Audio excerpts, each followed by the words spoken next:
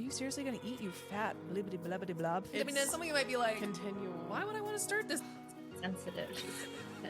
She's You are listening to the Tammy Talks Unscripted Healing Podcast, where we share stories that are, you guessed it, unscripted. That's the thing, this journey doesn't stop. It doesn't really right? end. We have a general sense of the topic each episode, but really the whole point is just to show up and be authentic and let our inner child speak its truth. And I have continued to work through that story of constantly hearing, well, we don't want, got a hot dog on our hands.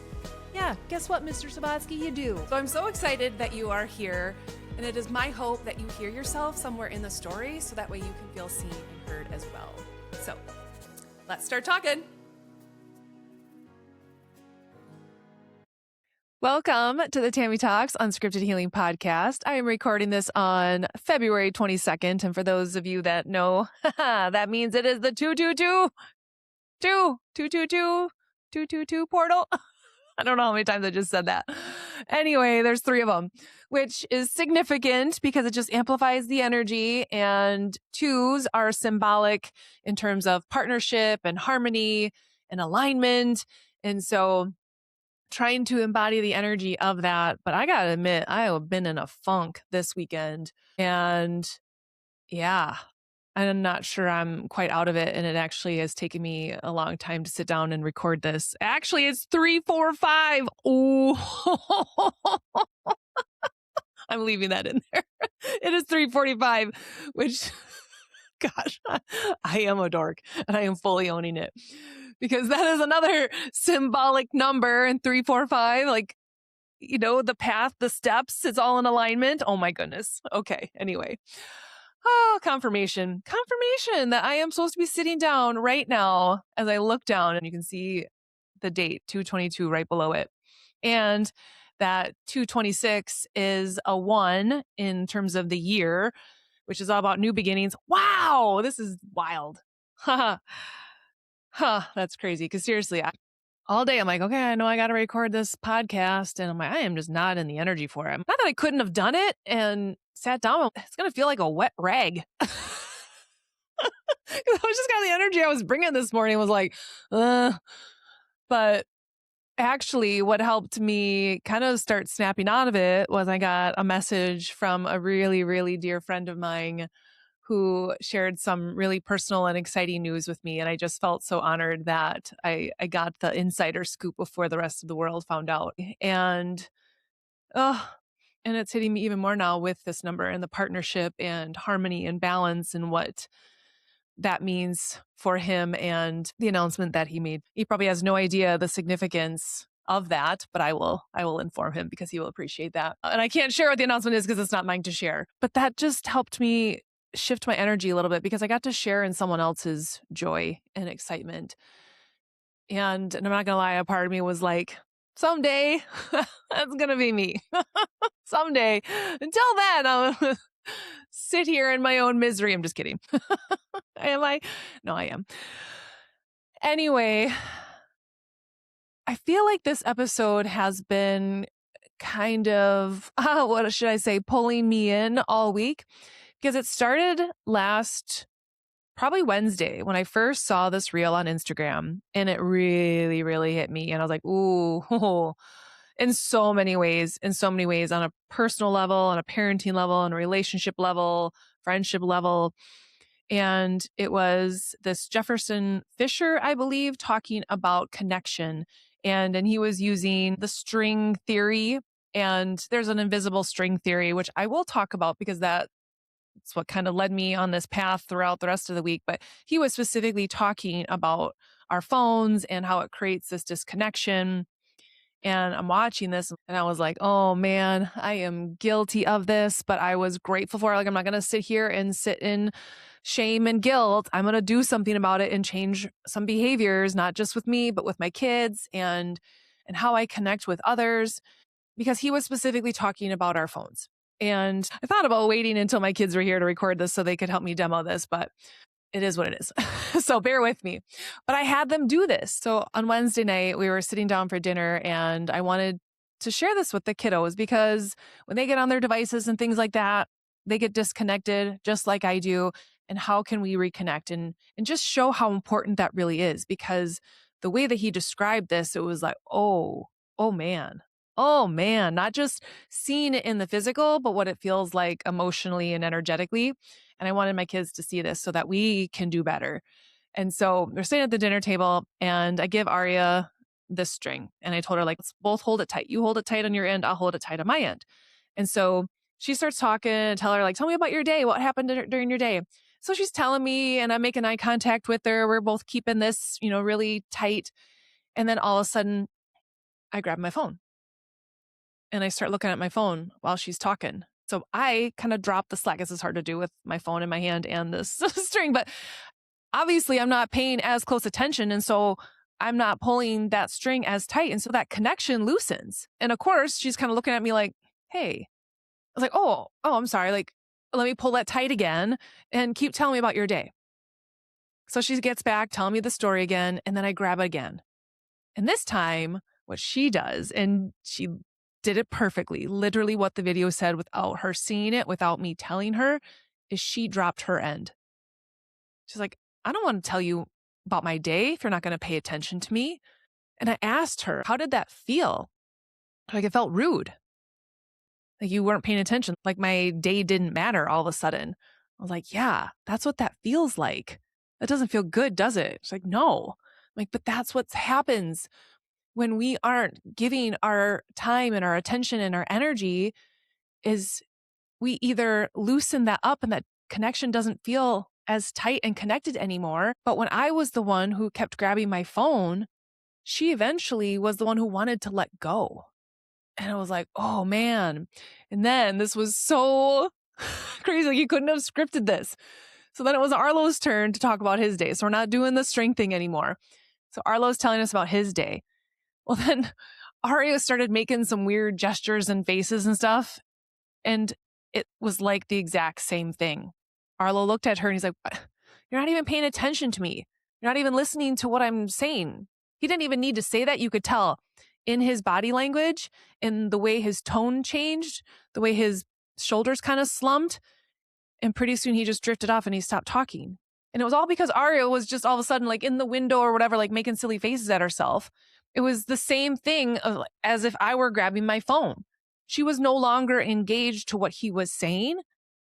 And he felt it to the point where he just wanted to stop talking about his day.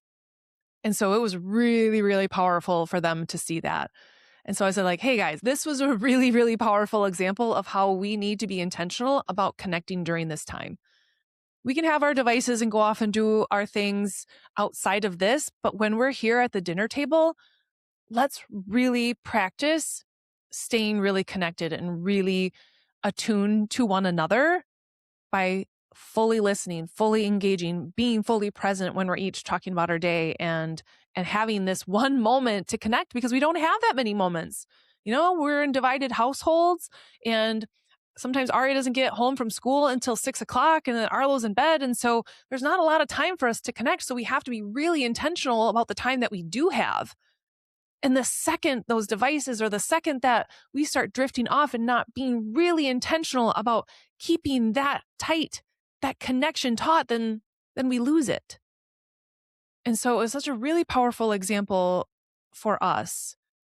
But then, of course, I got to take it a million other places because that's what I do. And I thought, man, this is exactly what happened in my marriage. And you can think about friendships that this has happened in, just other relationships, maybe with parents or siblings or whatever. But this is definitely what happened within my marriage. And obviously, I can talk a lot. I have a podcast. And I didn't know that I was an empath all those years ago. I didn't know that I carried other people's energy. I didn't know that I needed to clear it. And one of the ways that I clear it is to speak, is to write, is to express.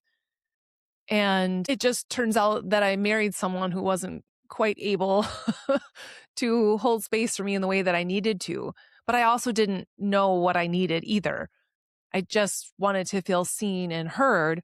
But when I would come home and it felt like I was dumping all my work drama onto him and was kind of like, hey, you've got 5 minutes to get through your day. And so here I came home, like I wanted to connect. I wanted to talk about my day. I needed to talk about my day in order to clear that because I was hearing people's stories and it was a lot. And I needed to release that energy. I didn't know all of this then, but I wanted to connect. That was how I connected. But that wasn't how he connected. And so the second I got you got 5 minutes or looked away or made a gesture or something, you feel that, right? You know when someone is no longer there with you. They're present, but they're not present. And so all of a sudden, that connection started to get a lot looser and a lot looser. And over time, that string maybe gets tethered and ripped apart to the point where it gets severed. And that is kind of what happened. Not this big dramatic thing and we just went in and cut that string. It was just slowly over time, it just unraveled and unraveled and unraveled to the point where it was completely pulled apart. And there was no tying it back together at that point. But it was this slow unraveling. And so I and I feel like it could be some listeners here that's hitting home with and I feel you and I see you if that's you and you're feeling that in any of your relationships right now where you're not feeling seen or heard. And I can now have so much more understanding and compassion for why that happened way back when, because of his own childhood wounds, because of my own childhood wounds, and how I desperately wanted to feel seen and heard, but how he might not have been able to hold space for me because sitting in my emotions and stories was uncomfortable for him. And so it's this whole thing, like, I don't have any ill will towards it now. We can see the result of it, but that was both of us coming in with wounds and not knowing how to hold space for one another and what we were going through. We just didn't know what we didn't know. And I really wish that childhood wounds and emotional needs, that stuff was, hey, before you get married, before you have kids, you should probably read through this and pass this test so that way you know how to meet your own needs. That way you don't project it onto your partner. Because I absolutely did that without knowing. And so it made me think, like, yeah, that's exactly what happened. And I'm just sharing this because I want us all to be more intentional about those connections. And it makes me think about when I go get coffee with a friend or grabbing lunch or something like that. I'm so used to people messaging me all the time. And we've gotten into this habit where we all want an immediate response because we know that everyone has their phone with them all the time. So it's like, why aren't you getting back to me? And when I was leading group programs before, that was my people pleaser feeling like I got to respond immediately. So I got so used to having that right there. And I just got to give a quick response. Well, I kind of created my own hell, right? Because now people expect that of me. And if I don't respond right away, then something must be wrong. Then I must be a terrible coach or whatever it was. And so I started putting this pressure on myself when eventually it was like, I don't have to. And I needed to establish some boundaries. And I think that was part of why I needed to really step back over these last 3 years, was so I could figure that out for myself. And then I need to be able to give myself time and space. And when I'm in the right energy, then I can respond. Because if I'm not in the right energy to respond, my ego is usually the one responding, my people pleaser or my fixer or whoever else, someone that's going to make everything worse, wants to step in and send the message before I have a chance to really ground myself and think about how I want to respond from a healthy, grounded place versus a wounded place. And so it just made me think about even in those moments, because in this video, the gentleman who had grabbed his phone and was trying to prove this point, he's like, okay, well, what if I just set the phone down on the table? And the other guy was like, I still kind of feel like I'm not a priority if your phone is tipped up, because you can see if there's a notification coming, or you think about your watch and all of a sudden you're looking at that while you're talking to someone. Like, you feel that. You feel it. But this is where we get it in our heads and our ego kind of twisted. Like, well, I'm here. I carved out time to have lunch with you, but yet I'm still checking my watch or I'm checking my phone. Like, yeah, but you're not really here. You're not really here. And we feel that. We are energetic beings. We feel that the second that string loses that tightness and there's slack in it, to the point where eventually you just stop talking. And I actually remember doing this way back when I would get asked about how things were going and I would start talking, and pretty soon another question would chime in even though I wasn't done talking. And so pretty soon I just stopped. And then that can be turned around and used against you. Like, well, you don't share anything with me anymore. Like, well, I eventually wanted to let go of the string because I could tell there wasn't that connection. And like I said, it's hard, it's painful, and sometimes it's slow and painful. But again, in all of those situations, I can see exactly why everyone was in the dynamic that they were in, why they were doing what they were doing. And there was never any ill intent, never any ill intent. And of course, I wasn't in a place where I could say, I wasn't finished yet. Did you want to hear what I had to say? Did you really want to know what's going on in my life? I didn't say that. I just shrunk and got smaller and got quieter and all of those things. And then you start closing down and you start to get really selective of who you share things with. And it's not great when you stop sharing the exciting things in your life because it's not going to get met with the same kind of energy. And so that's happened in other areas of my life as well, whether it's with family, with friends. You can tell who's really there with you energetically and not just there physically. And that means something. And I think this goes back to all of our childhood needs, right? Like, yeah, I was there physically. I put clothes on your back. I put food on the table. I put a roof over your head. Like, yeah, physically you were there. Emotionally, you were not. Emotionally, you never held this tight. And I needed that. As a kid, I needed you to hold that tight. And I needed you to truly hear me and see me and accept me and love me unconditionally. But every time you were too busy or every time you said just wait or just a minute or whatever, it's just this slow, slow release of that connection to the point where the kid stops trying. Kid stops trying to get your attention. Now you wonder why they're disconnected. Now they're a teenager and you're like, I don't even know who they are anymore. It's like, yeah, you kind of dropped the string here. This is actually a very pretty ribbon that I use for all of my holiday costumes.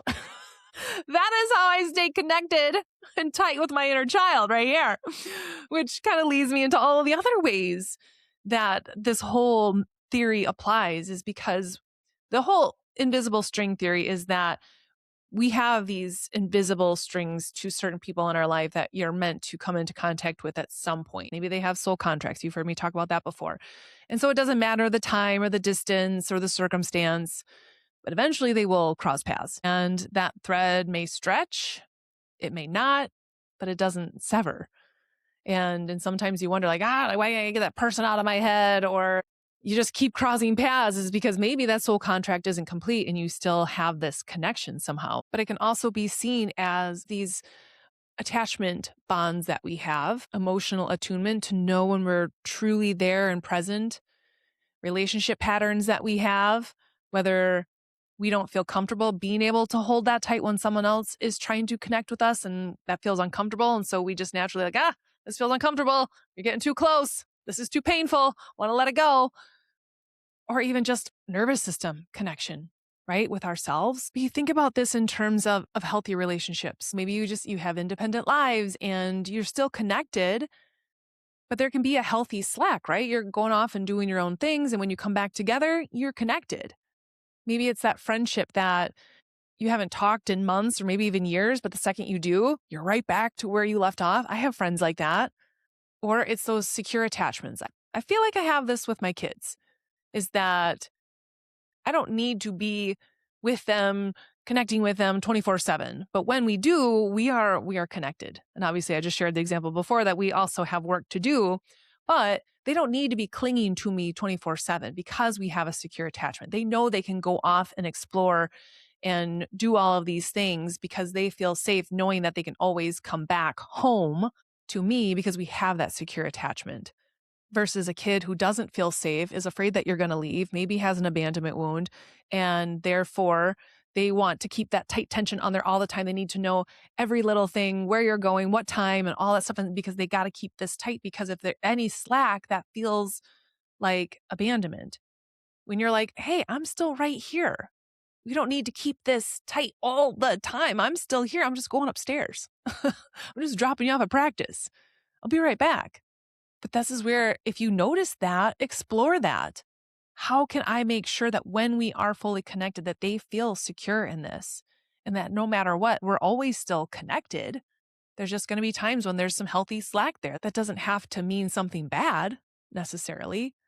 Or maybe you have complete trust without constant contact. I mean, we would hope that we would have that in relationships, But sometimes we don't. We need to be texting all the time, like, where are you at? What time are you coming home?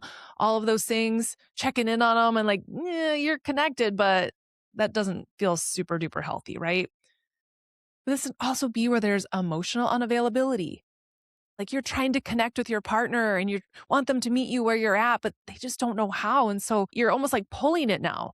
So you're both holding on. There's that commitment to be in this, but you're asking, like, come with me, meet me here. And you're almost like pulling that string when really they're like, I don't know how to do that. I don't know how to pull this in the same way where it's not a tug of war necessarily, but they're not getting drugged behind because they don't have the same emotional availability or the emotional capacity or the emotional maturity that you do.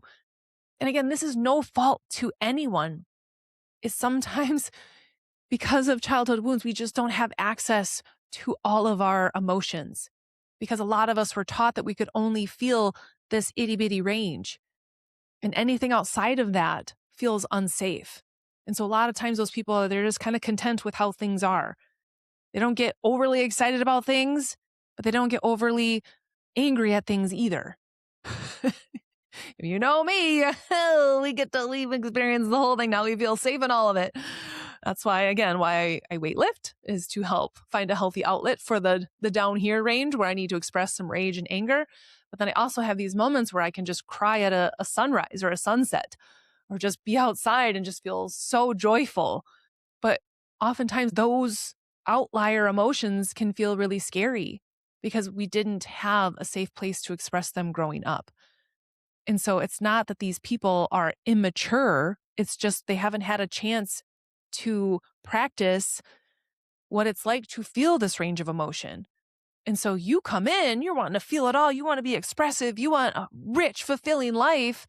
And you realize that that person maybe isn't capable of that. And we can get mad and we can get resentful about that. But when you start to look at it, like, I think they are giving me everything they've got or everything they have access to because we know that there's more. I know that there's more. When we think about everything from an inner child perspective, every kid growing up was fully expressive up until some point, right? As a baby, you cried when you want to cry, you screamed when you want to scream, you laughed when you wanted to laugh, even if it was an appropriate time. Kids didn't have that filter. It was us who told them to shh, be quiet, don't say that. Go to your room. We stifled their joy and we suppressed their anger. And now here we are as adults, we want emotional maturity, but like, yo, I never grew up learning how to do that. And so, yeah, while we can look like functioning adults, a lot of us are little kids in there who don't feel safe to express emotions because we didn't have that healthy outlet for it. And so when you start to think about that and who you're attracting in your life, like I got really good at attracting emotionally unavailable people. And I know exactly why and what that is trying to show me and what I am trying to heal because of it, that I'm not meant to heal them. Why are you drawn to that? What part of you are you avoiding, Tammy? Remember, everything is like a freaking mirror. And that's why, again, I don't take things personal anymore. I don't have ill will towards my ex-husband anymore because everything that I felt like he did to me was absolutely a mirror back for me to see what I needed to heal. And so in many ways, he is one of my greatest teachers, and I'm incredibly grateful that I had a soul contract with him, that I still have a soul contract with him. And yeah, things didn't pan out like we both intended, but our souls were like, this is what you two signed up for. You just didn't know it. So let's make the most out of this next soul contract as co-parents. Okay. And we are trying to do that.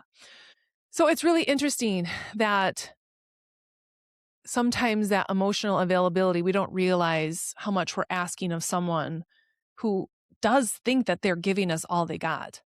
And they think that they're checking the boxes when you are actually requiring so much more. And what happens is you end up dragging them, pulling that string, like, come with me. And they're like, no, I don't even know where we're going. I don't know what this is out there. It's like you're asking that person to come swim in the depths with you when they have never learned how to swim.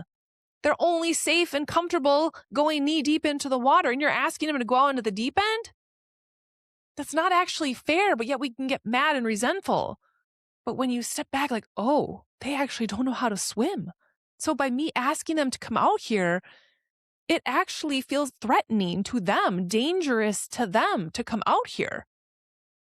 Whoa, that gives you a whole different perspective on where people can actually meet you. And I've probably said it on here and butchered this quote a million times, but people can only meet you at the emotional depth that they're willing to go themselves. And so when I think about what I require in a partner and a person, I'm sorry, you're just going to have to be able to swim out there. I'm not coming back in. I'm not. So if you're not ready to swim in the depths of the emotions and all of those things, like I will be out here chilling on my floaty, which oftentimes likes to flip me over and send me underwater as well. So there's that. But I have learned at least how to tread water. Not always well, but we're still afloat here. Anyway. But also this misattunement. And what I say about that, when we think about we're like tuning something in, when you can just, you know how to read people, you know what their energy is like.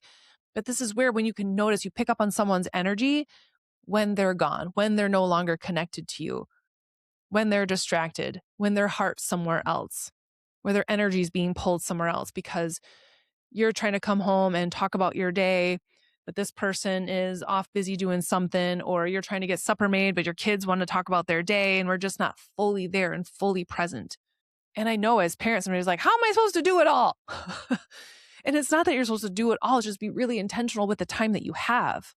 And again, I'm not preaching from a pedestal on this because as I'm saying this, I'm like, okay, yep, these are all things that you need to continue to be intentional about, Tammy, because I can get swept up in it too. And actually, the kids were back at my parents' this weekend, and my plan was to go back on Saturday and spend the rest of the day and night with them. And I could just feel whether it was this 222 portal or whatever was going on. There's so much energetic stuff happening right now. But I just felt like I can't. If I do that and go back, I am setting myself up for a week of exhaustion and frazzledness and not being fully present, because then I'm going to have to still do the podcast and the stuff for this program and F45 stuff. And then I'm going to be working when they're here. And I don't want to do that. And my sleep was absolutely horrendous last week. And I'm like, I cannot have another week like that. I can't. So as hard as it was, and trust me, like it took me forever. I was like this little kid trying to call home to my mom and be like, I'm not coming home.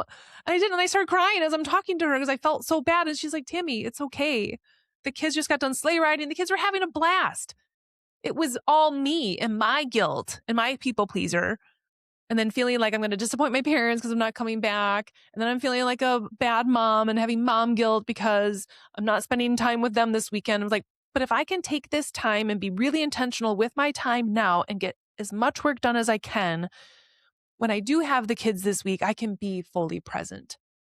Because I have been on that cycle before where the weekends are crazy. And then during the week, I'm trying to play catch up. And I don't want to do that when they're here. So I was like, you know what? No, I have to take this time. And so I did. I locked in and I worked from like 3 p.m. yesterday to 10:30 p.m. before I shut it down. And I was constantly trying to work so that way I can be fully present and be really intentional with my time. And so there is those moments where you have to give and take. I'm like, what's going to allow me to show up as a better, more present parent throughout this week? It's if I actually take this time for me now. And I encourage all of you, especially if you've got kids, to think about that. Where am I going to need to carve out some me time so that way I can be more fully present and show up as a better version of me because I tended to me, because I tended to those things that have been pulling at my energy. Because all of those things, if I would have went home back to my parents, I would have been thinking about all these things that I needed to do. I wouldn't have been fully present even though I was there. So it felt better to just completely disengage and be like, you guys do you, you have fun. I got to do what I got to do over here. But if I would have went back, I would have been this. I would have been this saggy, slacked rope ribbon thing. And that's not what I wanted. That's not the energy I wanted to be in back there. So I had to make that decision, even though it was very triggering. But then once I made that decision, that energy cleared and I was able to focus and get a ton of stuff done. And so right there, I recognize like I'm not going to be fooling anyone when I'm there that I'm not completely distracted and feeling stressed and worried about all these things I got to do the second I get home. Like, I don't want to put that on anyone. Or there's times where there's like this unspoken conflict or tension. and we're not addressing it and talking about it. And so it's just this all the time. It almost feels like this painful slack because we're not actually talking about the thing. And so again, there can be healthy slack, like, hey, we're both two independent people doing our own thing, or there's some pain here that we are not addressing. We're still both connected, and maybe there's time and there's distance, but that feels painful when you can feel that something is unresolved here. And maybe if we just had a conversation, really intentional, heartfelt conversation, we can be here and then we can decide, are we still holding on to this? Or is it time to let it go? Is it time to sever that cord in a healthy, mutual, responsible way? That can be done. Or it's like, you know what? Let's just have that intentional conversation and then decide, like, it can still be a healthy slack now where when we see each other, you say hi and all good and you check in, but there isn't that painful slack to it because there isn't that unresolved conflict, there isn't that unfinished business kind of thing. And I know that's hard because a lot of us are walking around with friendships or relationships or stuff with bosses or coworkers or whatever, where, wish I would have said that, or I wish I could make amends, but it feels too painful when really that's what we call repair. And repair is a beautiful thing. It can be hard to do, but it's so important in every relationship, especially with your kids, your partners, is learn how to repair. No one ever expects you to be perfect. I don't expect myself to be perfect. I don't expect my kids to be perfect, but I do expect us to repair. I do expect us to come around and own up to what we did and be like, ooh, sorry, slipped up there, got triggered, that came out the wrong way. I'm sorry.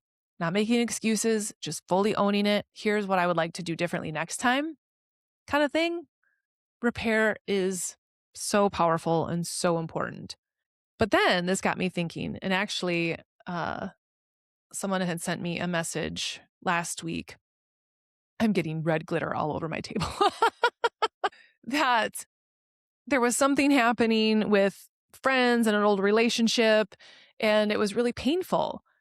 And I was like, of course, I'm like, it's not about that. It's not about that. And this is, I'm going to own this. This is one of the gifts that I feel I have is I can see so clearly that the thing that people are upset about isn't actually the thing. I don't know why, but my brain, my heart, my inner child oracleness goes straight to the wound. It's like, but it's about this. This is bringing it up, but it's actually about this deeper wound. And so I asked her that and I said, what if you were to go ask little you what this is all about?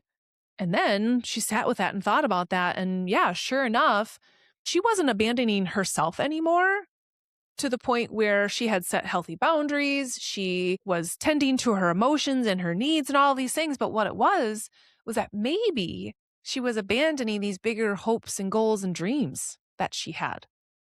Now she has felt safe in her environment and setting these boundaries and getting her health back and mental health back and all these things.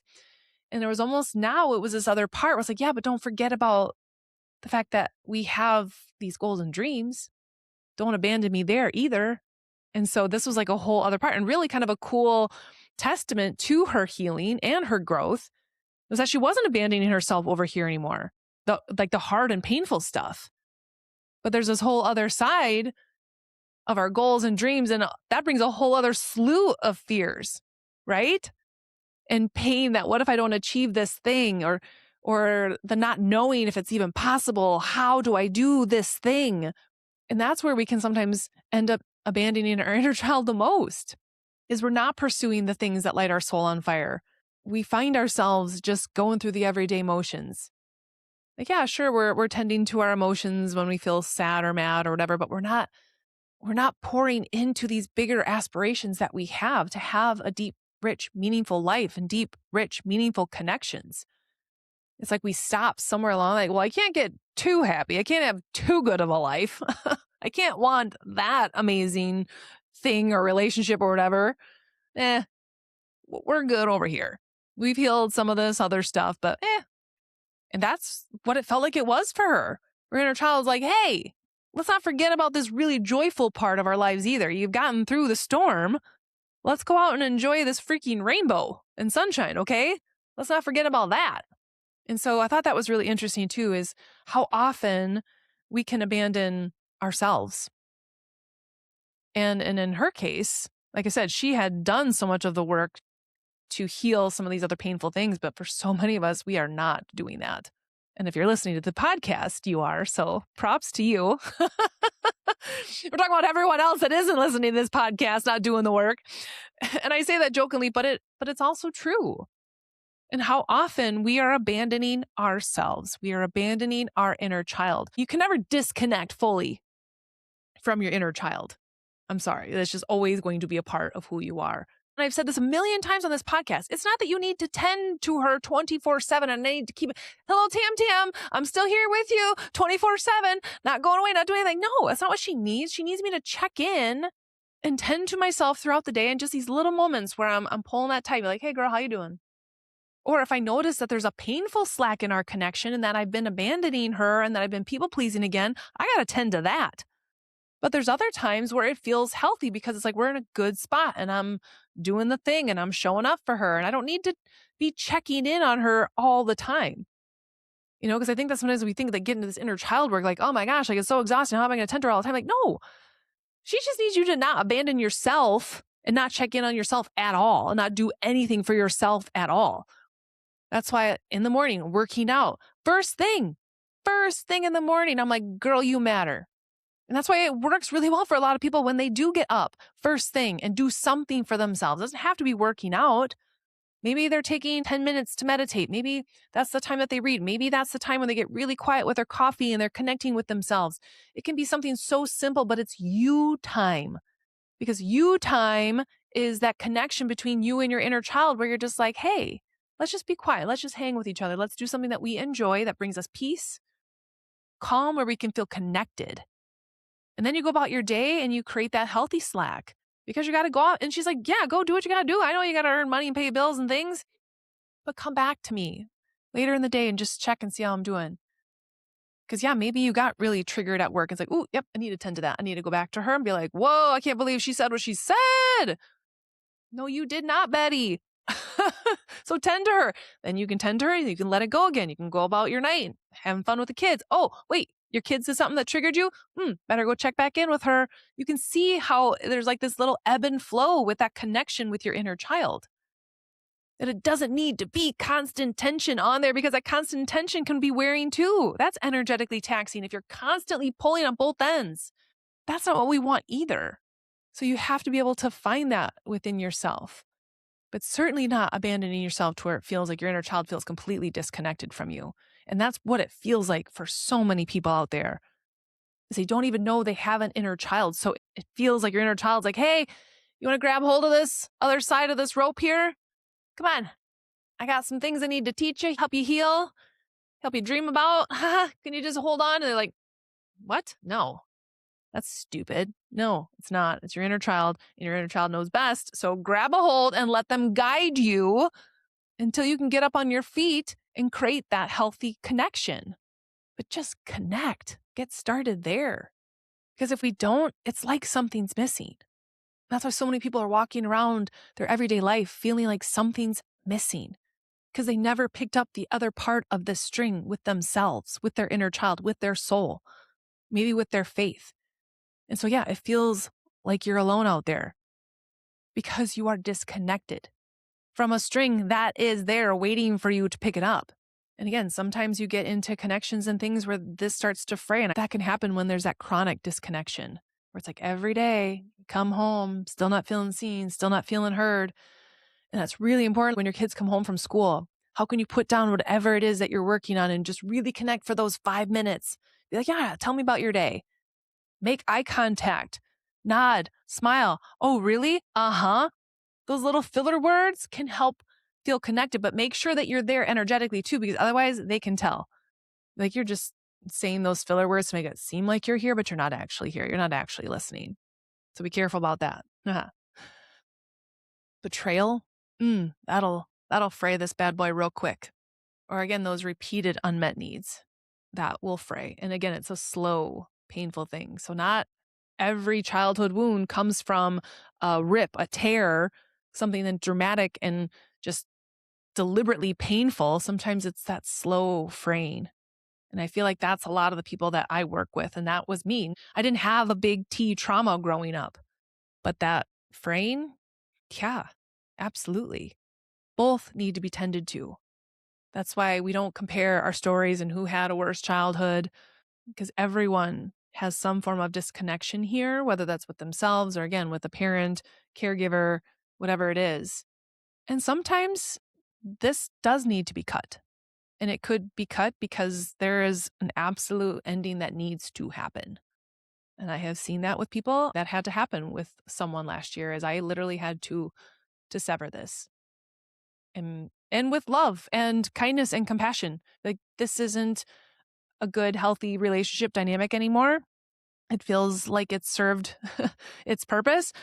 Maybe there can be a reconnection someday. I'm not sure. But at that time, that's what needed to happen. There needed to be an actual cut thread, blocked. This energy isn't good for anyone. And in order to maintain respect for myself and for you, this is what needs to happen. That can happen when we set boundaries, is not everyone's going to love your boundaries that you set. And that can be painful. But it's usually the people that were upset about your boundaries that are the ones that were abusing them in the first place. I have a friend, she was on the podcast and we talked about her boundaries, Jen Cleary from way back when. She is the best boundary setter I have ever witnessed. And we actually just went to Costco together last week. And we've been trying to get this in. She lives a busy life, mama too, business owner, all these things, same. So for us to connect, it's challenging. But if she ever gets literally 3 minutes, she'll call and she's like, I got 3 minutes. I'm like, okay. Or going to Costco, she's like, I'm going to Costco if you want to meet me. She's like, I've got until 10 o'clock. Well, I'm like, I'm going to get there at 9:45. And it's like, okay, that's what we got. And it's just this healthy boundary. I know that when my feelings aren't hurt, when it feels like, oh, gotta go, see you later, bye, I love you. Like, okay. And when we can make more time, we do. But in those instances, like, that feels like a healthy boundary. But in that case, we're not cutting the thread. It's just having that healthy slack. Now it's tight, we're connected, and then you go back. But sometimes those boundaries, it may mean that a relationship is done and ended if someone can't respect those boundaries. Protection, sometimes it's straight up protection. You need to cut that cord for sure. Or a completion of a lesson. Like I've said, soul contracts. When something is done and it's up, it literally can feel like that cord is cut, that string is cut. And I've experienced that before too. And honestly, that's kind of what it felt like within my marriage, was like that part of the soul contract was just done. And that's where I could still have love and compassion and respect for this person, but there wasn't that same like in love feeling. Like it was done. It was hard to explain, but that allowed us to recreate this new soul contract as co-parents without bringing all of this extra baggage and drama into it, because that soul contract was done. It's over. But we get to choose how we want to create this new one moving forward. You might have other relationships in your lives where it's like, oh, like, I don't know, it's just done. It's gone. Like the lesson was learned. I apparently healed what I need to heal, and it's done. No ill will, no hard feelings, still love and respect and all the things, wish you well. And it's interesting, and it almost can feel cold, but it's not, because you're like, no, I genuinely care about this person. I genuinely have love for them, but it's not the way it was before. So it's really interesting, but truly, to bring this back around, is the most important connection that you will ever have is with yourself and with your inner child. And again, I suppose you can say with God, the universe, whatever you believe in, yes. But to me, that is all related, because I mean, it's so funny because I've heard this message so many times as well about how kids and babies are literally the closest thing to God. Like they're so pure and they're so innocent. They're so intuitive, and they just have that like godlike purity to them and consciousness and things. And so to me, like, God is within us. And if there's anyone that's the best at channeling, it's your inner child. And so whatever, I'm not going to get caught in who comes first, all those things. You do you.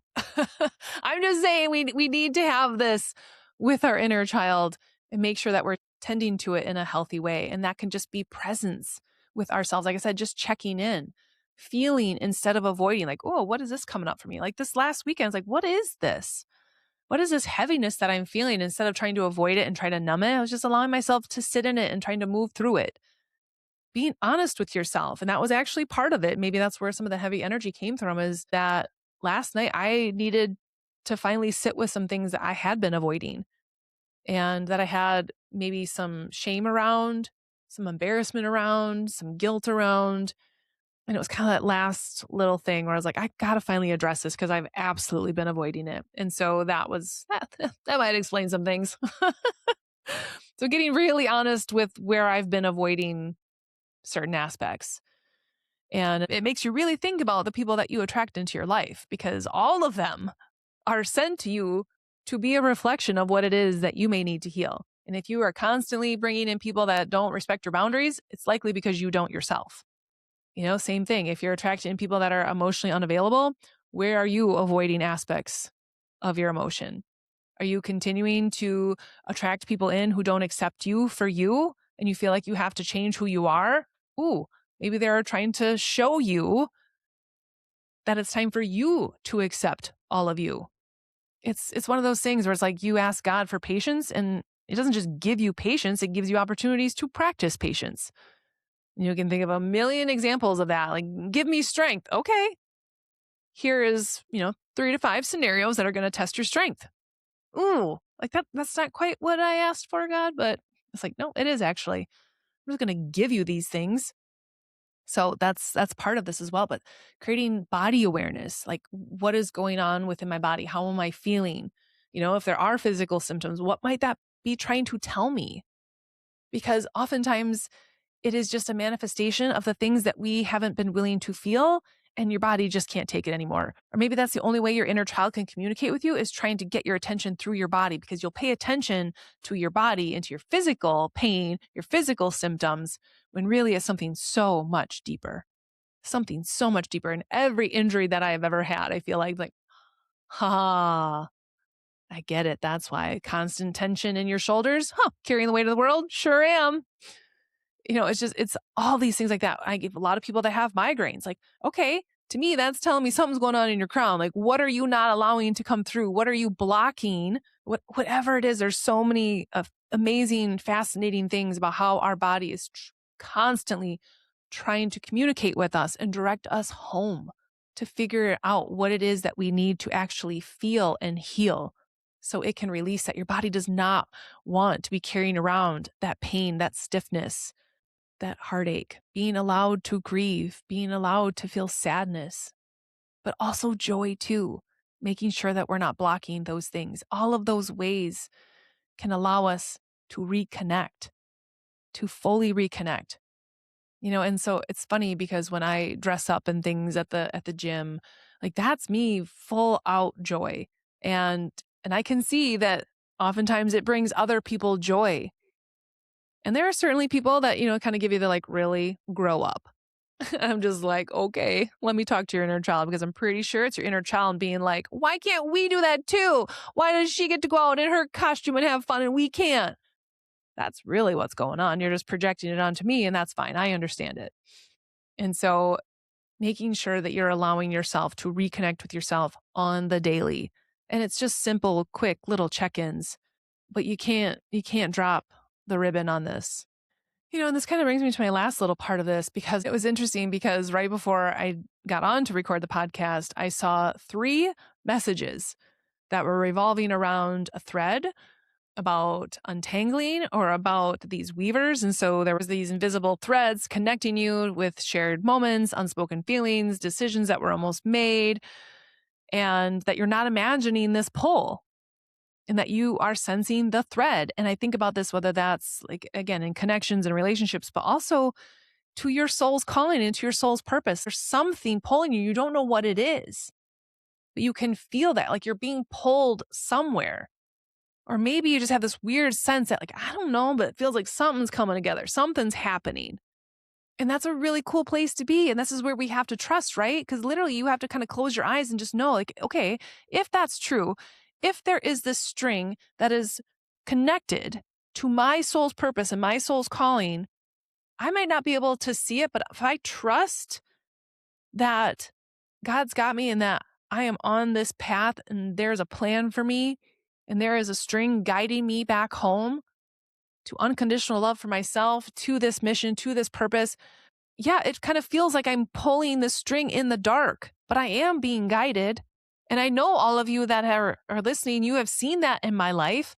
Like, I don't know what I'm doing tomorrow, but I'm just going to keep trusting what comes along, the nudges.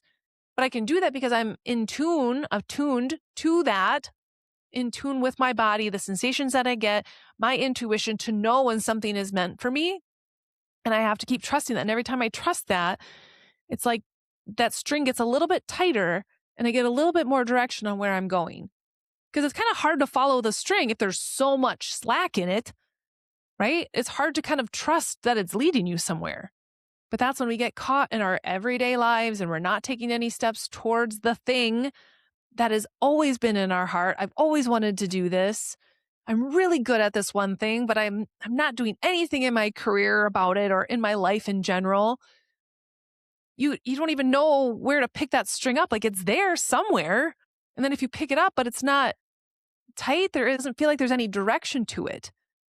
But this is where the more steps that you take towards it, the tighter it's going to get. The more it's going to guide you, the faster you're going to go. But we're like, but I can't see it. So then we're not taking any steps when it's there and you have to trust that. And so thinking about that, what would that look like? Ooh, it's 444. What would that look like if I were to trust that in my life? And I want you to maybe do a little assessment, go through, write down, okay, if these connections in my life, if I'm connected by this string, is there a healthy attachment to that? Would I like more connection there? And what is that going to have to take? Go through all of it. Think about all the people in your life, all the friends in your life, the people that are in those circles. What do you want those relationships and connections to look like? And is that person on the other end going to be able to meet you there? Are you expecting them to give you something that they can't, or that they don't know that they have access to yet? And where do you need to decide when to let go, to sever that cord? Or be okay with the slack that's there. And I think that was something within my marriage. I realized, like, if I stay, I was going to kind of have to accept the status of that cord, that string. But in doing so, that would also mean I was abandoning this other part of me that wanted that really tight connection, that emotionally rich and available. Like, I was going to have to let that part of me go, and I couldn't do that. And that's where some of these decisions get tough, because not everyone can meet you where you're at. And that's some of the hardest work. But we can tend to this on the daily, within ourselves, with our kids, with our spouse, with our coworkers, and just being really intentional about what we want that to look like, trying to keep that healthy, even if there's some slack in there. Again, there should be some slack. You can't always have tension on this thing, or sometimes that can snap, right? If we're always on someone, if we're always telling them what they need to do, what they need to work on, and all that stuff, pretty soon it can just snap, be like, fuck it, I am out. Like, I am tired of you riding my ass, or whatever it is. But that is up to us to determine that. And those would be conversations, again, to have with your kids, to have with your spouse. Like, what do we want this to look like? Again, it was a really great lesson for the kids to be able to see that, instead of like mom with another one of her pep talks. They saw it, and I didn't even have to set them up. They just fell right into it and saw it for themselves. And so now we can come back to that, like, hey guys, remember? And I may just keep this ribbon out on the table. So it's this constant reminder for us of how we want to show up for one another and how we want to be truly connected when we have the opportunities to connect. That way, when we're off doing our own thing, it feels like a healthy slack and not a disconnected one.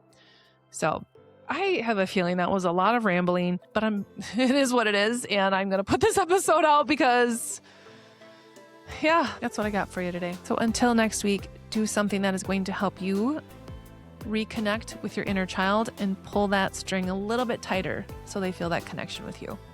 All right, see you next week.